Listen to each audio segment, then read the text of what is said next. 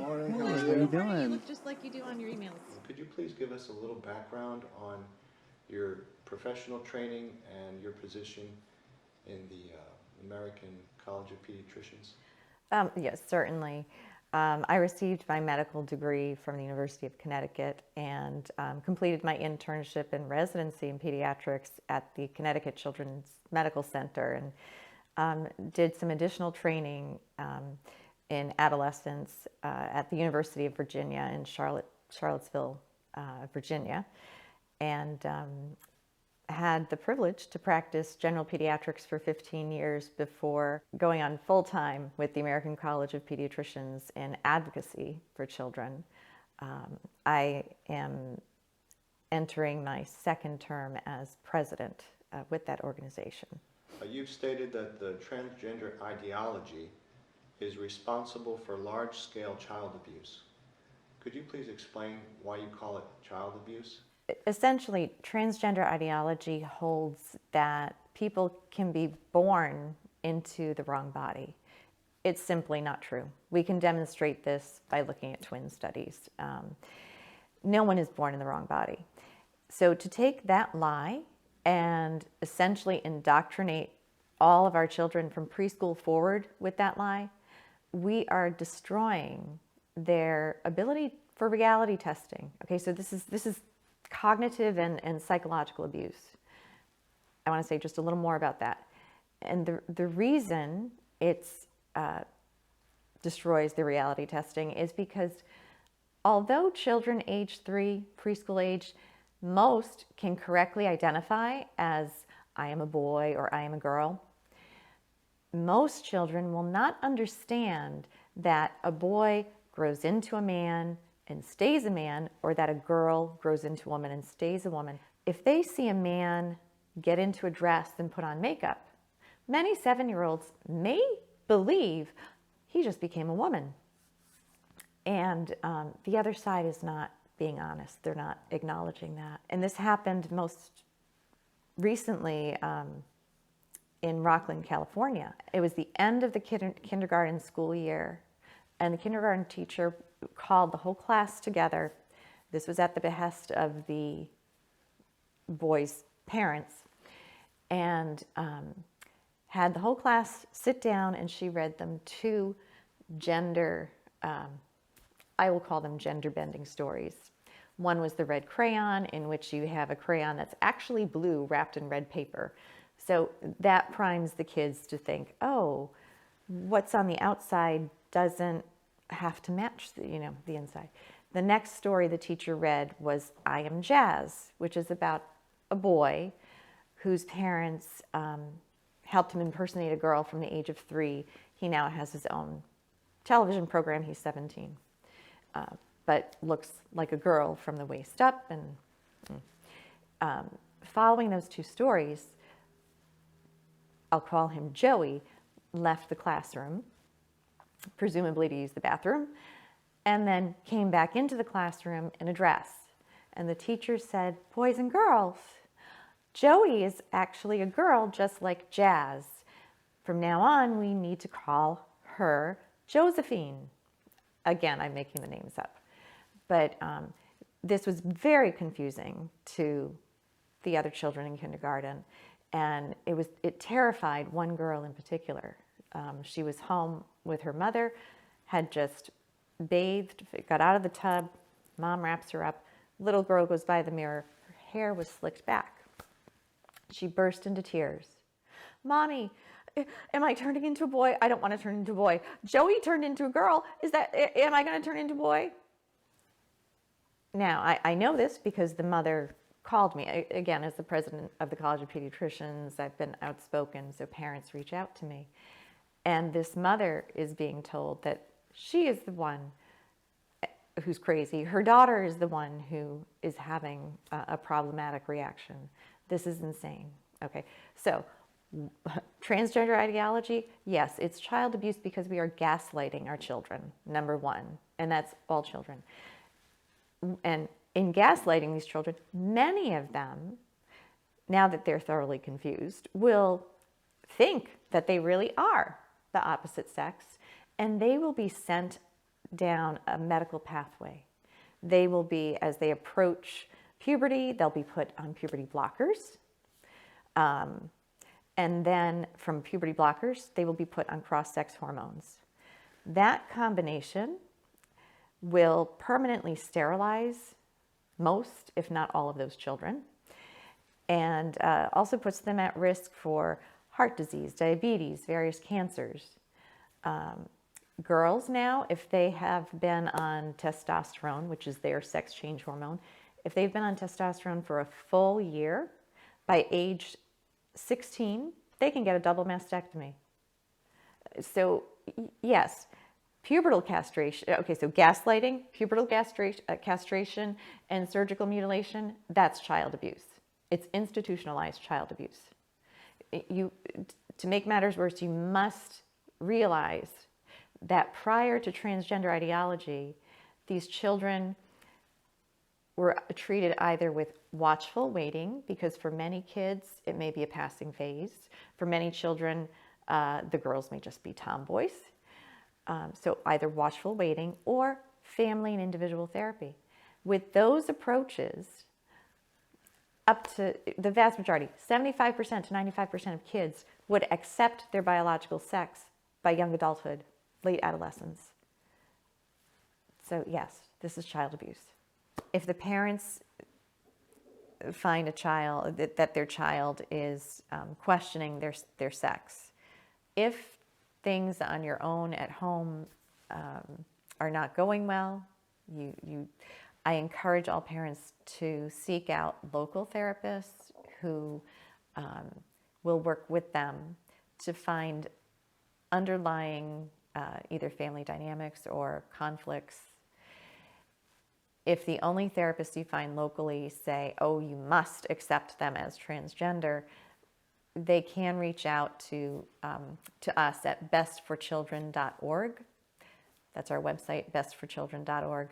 And we can recommend some therapists who will work with families, if they're not in the local area, even by Skype. College students are pressured more and more to let go of reality and accept the transgender narrative, and they're even pressured to use transgender pronouns. If you were in medical school today, how would you respond to that pressure? That's a good question. That's a good question. I mean, I would hope that I would cling to reality and sound reason. Words matter. Biology is reality, not bigotry. We're at a point now in which we know, we have documented at least 6,500 genetic differences between men and women. Men and women cannot be treated the same in medicine. Because of these genetic differences, women are more prone to autoimmune diseases, for example, than men are. We must approach our patients in accordance with their biology, not in accordance with their perceptions, which are delusional. So I would hope I'd be able to respond in that fashion, but it would be very difficult, because just as we are seeing this tyrannical enforcement of Newspeak on our college campuses, it is that way within the highest levels of medicine. Again, at our office at the American College of Pediatricians, I receive emails and phone calls, even from physicians and therapists, psychologists on the left, who are clearly against us because we're pro-life, and again, they're on the left, and they're even LGBT affirming, but they will thank me for speaking out, because we wish we could, but we can't. We'll lose our jobs. We'll get death threats. I receive emails from concerned parents throughout the nation asking me to review health curricula, and it has now become transphobic to teach middle school students that women have ovaries and men have testes. That's transphobic. I've not received any death threats. I have been accused of being the leader of the skinheads of pediatricians, and a lot of other things that we wouldn't repeat in polite company. Oh, one of my greatest fans goes by Slowly Boiled Frog, has decided that I'm not even licensed to be a doctor, and he or she writes it in such a way to imply that I'm some sort of charlatan, or maybe I did something illegal. So for the record, yes, I still am licensed. I've chosen not to do clinical practice because I believe advocacy requires a full-time commitment. The argument, if you can even call it that, I'll call it a claim. The claim by the activist physicians on the other side is that when a child persistently and consistently insists that I'll use for ease of example, that he is really a girl, well then that's it. That's how you diagnose born transgender. And that is proof that they have the brain of the opposite sex in their body. And we have studies that have found differences between adult transgender brains and the brains of their biological peers who are not transgender. Okay, so let's unpack that. Number one, the definition of a delusion is a fixed false belief. So if I consistently insist that I am Margaret Thatcher, or consistently insist that I am a cat, or a person, I'm an amputee trapped in a normal body, I am delusional. And in fact, there are people who believe they are amputees trapped in a normal body. They are appropriately diagnosed as having body identity integrity disorder. Mouthful, but you get my drift. So if you want to cut off an arm or a leg, you're mentally ill. But if you want to cut off healthy breasts and genitals, then you're transgender and you don't have a mental illness. So that's a completely unscientific, but that's no diagnosis. Number two, let's talk about the brain studies. There have been several. Many have found no brain differences, but we don't talk about those. There are a few that have found some differences on what's called functional MRIs, and they prove nothing. The reason they prove nothing is because the brain changes due to behavior. We have documented in numerous studies that behavior changes the appearance and the physiology and function of the brain. So to have a few studies that are very small, have never been replicated, say, hey, there are brain differences, more than likely, the fact that the person has lived transgender is what caused those differences, if they're even real. So how do we know, Dr. Cretella, that what you said, that no one's ever born this way, how do we know that? If a brain were somehow the wrong sex, due to factors before birth, every single identical twin would have the same gender identity all the time, but they don't. Why? Identical twins have identical DNA. So if it were in the genes and solely in the the DNA solely there, then 100% of the time they would both be transgender or both be non-transgender. The best twin study we have shows that the vast majority do not match. If you have one identical twin who's transgender, 72% of the time the other twin is normal. That tells us that it's post-birth effects that primarily impact your identity. Post-birth effects, not pre-birth. So if I told you that my Ford car parked in the driveway was not really a Ford but a Ferrari, you would question my mental sanity. So why is it that some medical professionals validate the idea that a man can become a woman? Ideology, really, it comes down to ideology and worldview. I mean, and it's been that way from the beginning.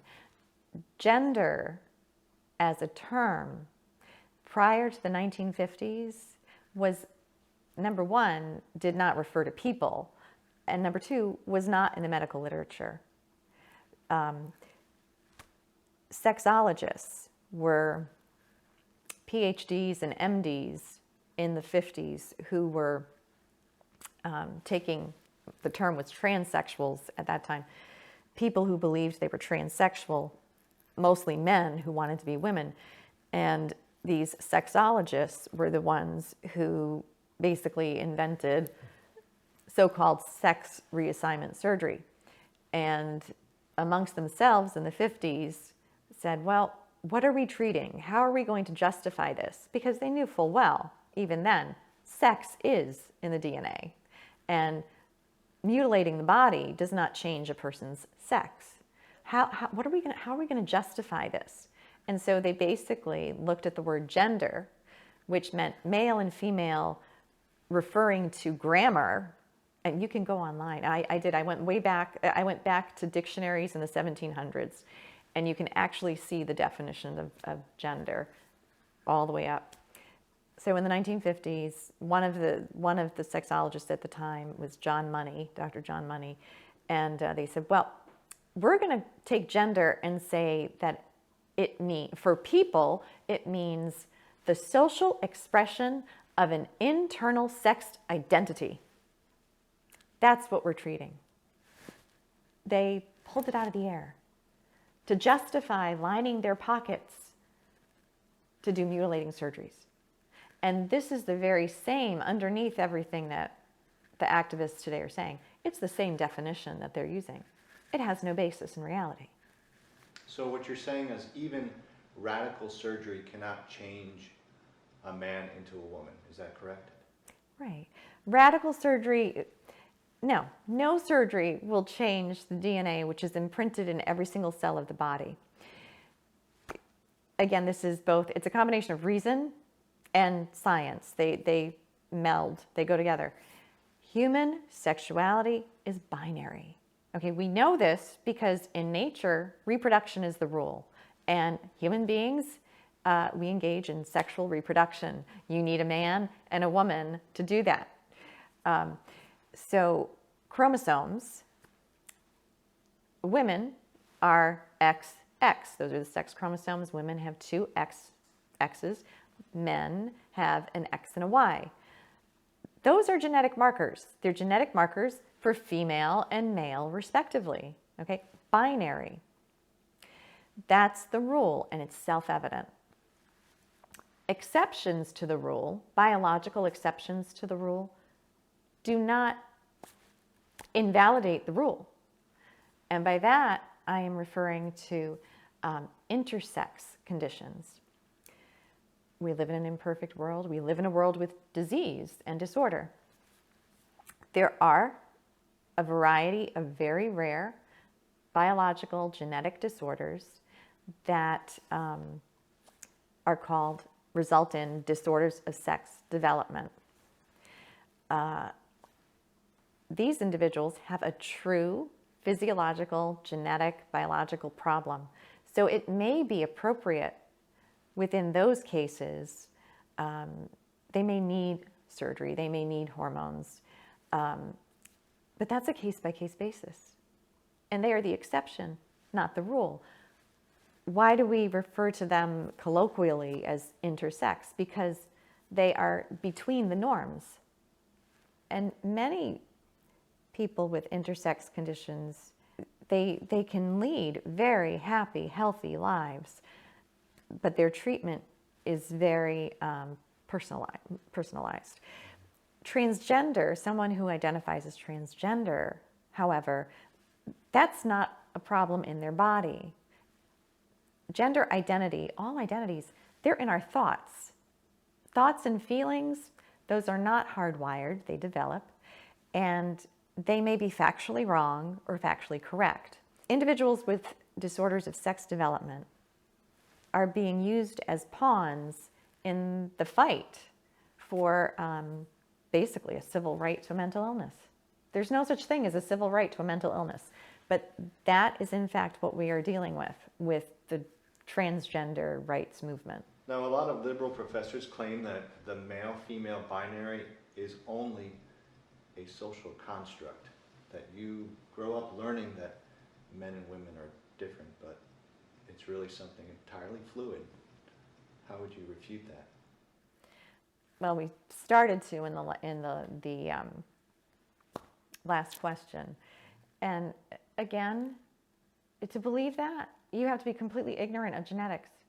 There are 6,500 genetic differences between men and women. Now, the fact that it's a binary, as I said, comes down to the fact that, okay, the reality is we have sexual reproduction in the human species, and reproduction is the rule in biology. Okay, number one, yeah, we have a binary. To rationalize outside of that, you have to rationalize away really now the entirety of medicine, because, as I said earlier, with 6,500 genetic differences between the two, it impacts how we treat disease. Women are not small men. That is how women used to be treated. Science used to do research predominantly on men and then look at women and say, oh, you're just a smaller body mass, so we're going to treat your heart attack the same way and your high blood pressure the same way. And now we're realizing, wow, no wonder we had different results with women. Look at this. Now we can prove and understand why. And there's a big push and movement to get more women into pharmaceutical studies than ever before, because we are different.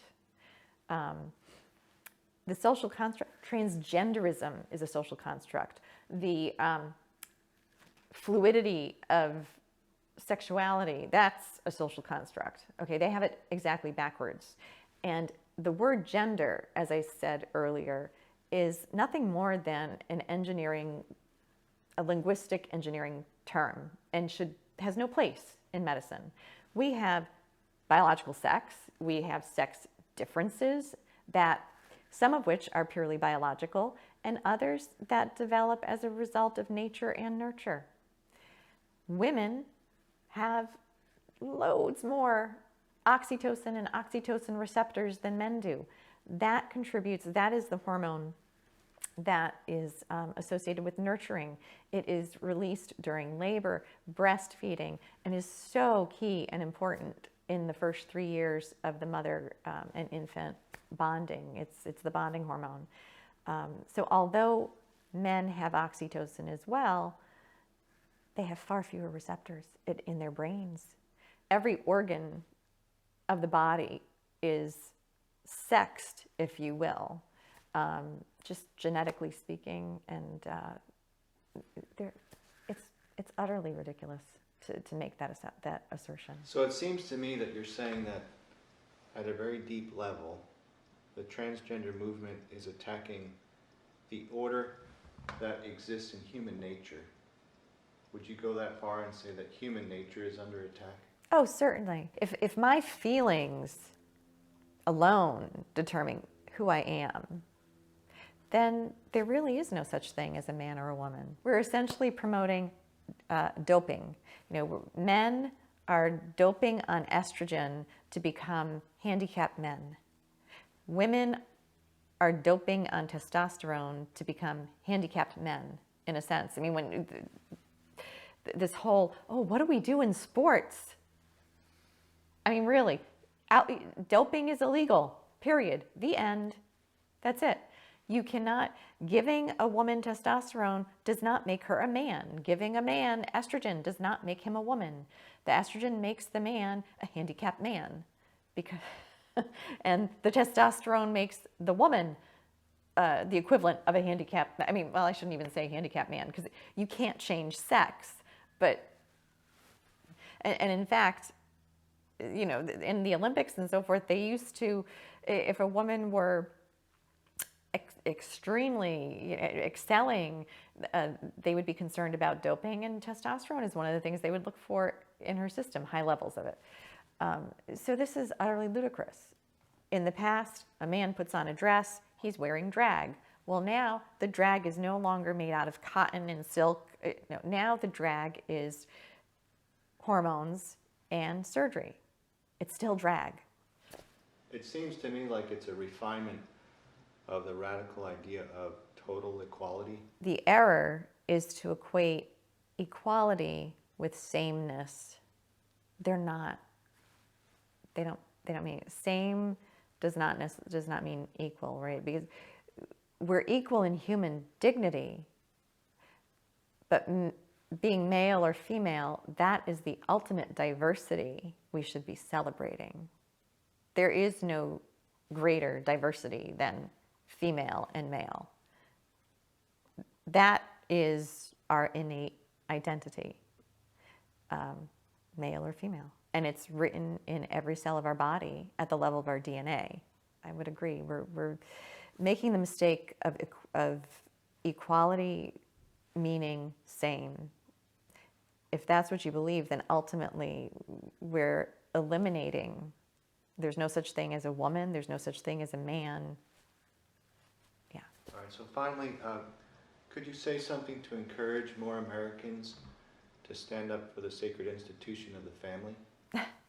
Absolutely. I would say, the natural family, meaning a loving marriage between a man and a woman, is the most pro-child institution we have. So if you love children, nurture your marriage. First of all, it's the greatest gift you can give a child. We must stand up for that because our children are hurting. And decades of social science demonstrates that this is the most important thing we can do in terms of children's physical, mental, emotional, and spiritual health. It's the family. It's the family.